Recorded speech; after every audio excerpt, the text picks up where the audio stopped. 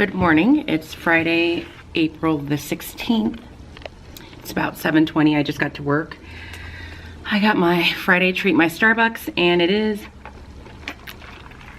very tasty. I also got some egg bites because I'm still hungry. My mind is a little heavy this morning. You know, number one, I just realized like this time last week was about the time that I realized I was gonna have to put Genesis down that actual day. So that's an emotion that I'm feeling.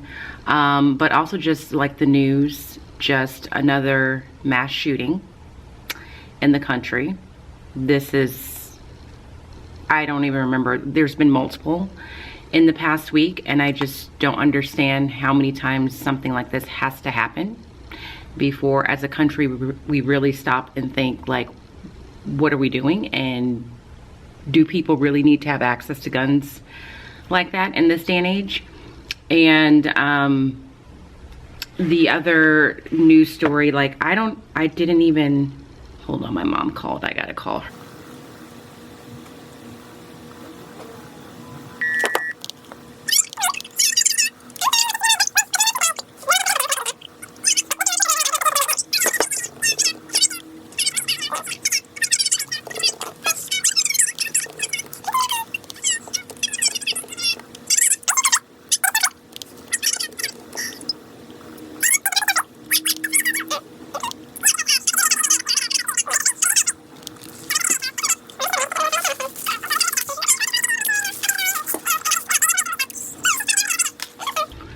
Okay, that was my mom. She was just checking on me. So I think I was just mentioning about, I think I mentioned just waking up with a lot on my mind with it being a week since I put Genesis down, and another mass shooting in the country. There's been multiple in the past several weeks.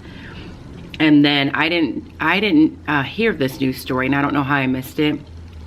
But I found out about it yesterday because the video footage of Adam Toledo came out, and he was a young teenager that was shot and killed by law enforcement, although he was unarmed at the time and had his hands up. And so that, it's just like, I don't, again, like how many times does that have to happen for like effective change to be made? And it's like, I don't know how much my mind and soul can even take of seeing those things. So there's that. As far as teaching, today my two primary goals are to conduct a class discussion with our article of the week. This week's article of the week focused on a recent bill that was put into place in Georgia that put that made some changes to how people can vote by mail in that state. And so the question that I posed to the kids was, you know, do you believe that this bill is a form of voter suppression? Because some people do, and obviously some people don't.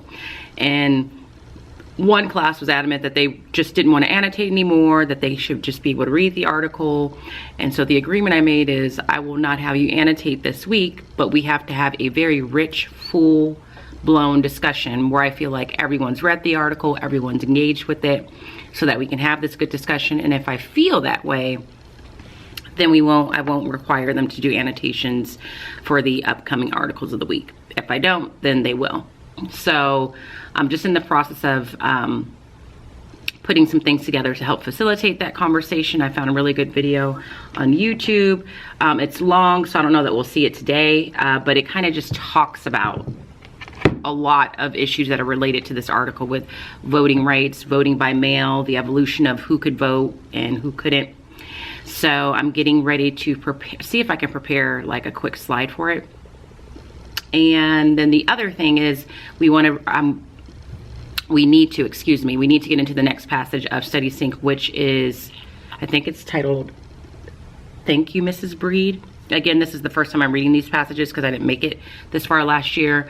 But it's about a librarian who was a support system for young kids and their families that were in the Japanese internment camps. So I'm going to show them a quick video on what Japanese internment was, we're going to read the passage, and I'm also going to show a video about the woman so they can see that it's a real person, and then we're going to read the passage. I don't know that I'll have time to do both of those things, so one of these things is going to carry over to next week, and that's fine. So I'm just going to get those things ready, and I will report back to you to let you know how far I get a little bit later in the day.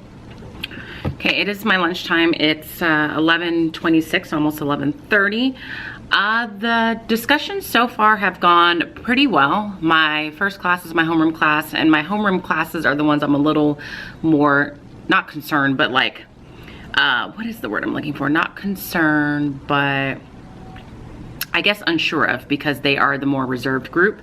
They're less talkative, less like vocal about their thoughts and feelings, but they did a really good job. I have an aide in class, so I just had her track who participated, and so I did, I guess, what would be like Socratic seminar-esque type things, but not super rigid. But I definitely split the group into, or the class into two groups. One was an active talking group, one was an active listening group, and then we swapped. And I found this video that I'm glad I used, because I think it was very helpful in them understanding like just the concept of voter suppression and what that means, because the article mentions it, but it doesn't explain a whole lot of what it is. It's more of like quotes from different members of the Republican Party and the Democratic Party. And one of the students in my switch class said that the video like helped her. And so it's a piece of a documentary from Netflix called Whose Vote Counts Explained. And it's about 20 minutes, which is a lot, but it was very helpful, and it's a good clip to the point where I know that I want to watch the rest of it. So my homeroom class, we spent time discussing it, and I only had an hour with them today. And then my switch class is the class that I have more time with today, and we spent pretty much the whole time discussing it. So we didn't even get to the Japanese internment activities that I wanted to do to prepare for the next passage, which is fine. So so far so good. I'm hoping that I can say the same for my PM classes. So I'm just getting everything ready for them. And I don't know, I guess I'll link the video clip if you want to see it. But we just had really good discussion. So I'm getting everything ready for the 2 PM classes. I'm getting ready to eat lunch. And my hope is to leave here at a pretty decent hour and just get the weekend started, because I feel like I need to rest. So just wanted to check in and let you know that so far it's gone pretty good. So it's 4:45, I'm getting ready to leave, but before I go, I wanted to show you the slides that I ended up making this morning to prepare for this classroom discussion. Like, sometimes I really frustrate myself because I'll come up with an idea kind of at the last minute and have to like scramble to put things together to make sure the idea that I have like materializes in the way that I thought it would. So this is an example of that. I knew I was going to have this classroom discussion, but this morning while I was getting ready, I was like, I need to like formalize it or structure it a little bit more to help promote success for the students as well as myself. So I just made this quick Google slide presentation when I came in this morning. I can't remember if I was vlogging when I was getting ready to start making this, but I just used the template from Slides and Go, or Slides Ago, I always forget. This is just a title slide. Is the Georgia election bill a form of voter suppression? Yes or no? That's the question. And then I gave them the 4 main talking points I wanted them to focus on in relationship to the article. So like these were some main components of the bill that was signed in Georgia. Restrictions on voting by mail, requiring people to have photo ID to vote by mail, shortening the amount of time they had to request their absentee ballot, and then limits on where ballot drop boxes are and when they can be accessed. So I told them, like, the article goes over a lot of things, but we're going to be focusing on these things. And then this is when I showed them the video. Now I'm starting to feel like I shared this with you guys already. If I did, I apologize. The portion of the Netflix documentary on the history of voting rights. And then these were the 2 questions I kind of started them off with. And for the most part, it took off from there. The class that I have right after lunch was the most quiet. They more than likely will have to continue to annotate. They just are not willing to like engage in true discussion or conversation, with the exception of like 3 students that made efforts to participate. The rest are just kind of sitting there passively waiting for everyone else. Even the students I worked with yesterday and gave them points to use that they can talk with, and I let them know, like, you guys will probably have to annotate because you're not at a place where you're willing to do this. And I just kind of left it at that. And then my second class, my PM switch class, they were pretty verbal, and that's the class that's the most vocal about their complete and utter disdain for annotating. So they overall did a pretty good job, and just generally speaking, I was proud of the kids for being able to talk about like a topic that some adults have discussed and understand the concept of voter suppression and be able to kind of think things through as to why some people view some of these parts of the bill as voter suppression. And then I also tried to make sure to kind of give them the flip side of the debate, like people who don't believe these are examples of voter suppression, what do they say?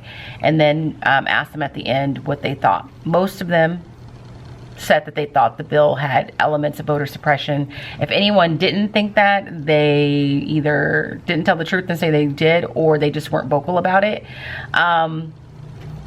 So even when I asked them, like, you know, one of the things in the article mentions that people can no longer pass out like water and snacks to people in line at polling places, and the reasoning behind that is given is because they don't want voters to be swayed. Like, maybe you'll be swayed one way or the other if you're in the line and someone is passing out food or drinks and they're affiliated somehow with one of the candidates.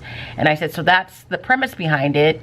What do you guys think? And they were like, well, I mean, that could be a valid reason, but because they saw in this video and learned in some places you're in line for hours, and if you're really hot or you're really hungry, like, that can affect your willingness to stay in line. So they were able to kind of think about that on their own, so I was pleased. I'm gonna go home now. I'm really sleepy, and I am going to walk Riley first.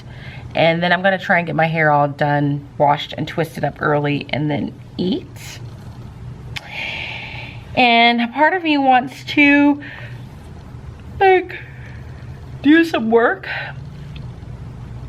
because I just am like in a readjustment phase of being back in hybrid and then having like the week that I had last week. And then a part of me is like, no, just let it go. You have a prep day on Monday. And then you have your prep periods on Tuesday. So I'm not sure what I'm gonna do, especially given the fact that I feel so tired. I am ready for Monday. Everything is up and posted for Monday, so we're good to go there. But I'm gonna go ahead and close the vlog here. So if you enjoyed today's vlog, please give it a thumbs up. I'm not exhibiting the best posture. I just realized I'm slouching. If you're not subscribed, please make sure you head over to no. That's how tired I am. You don't subscribe to Instagram. Let's start over.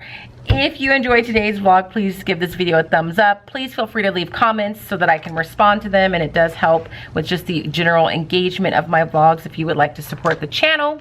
If you're not following me on Instagram, go over there and follow me there. And as always, I hope that you are well, and if you are not well, please be well, and I will talk to you guys tomorrow.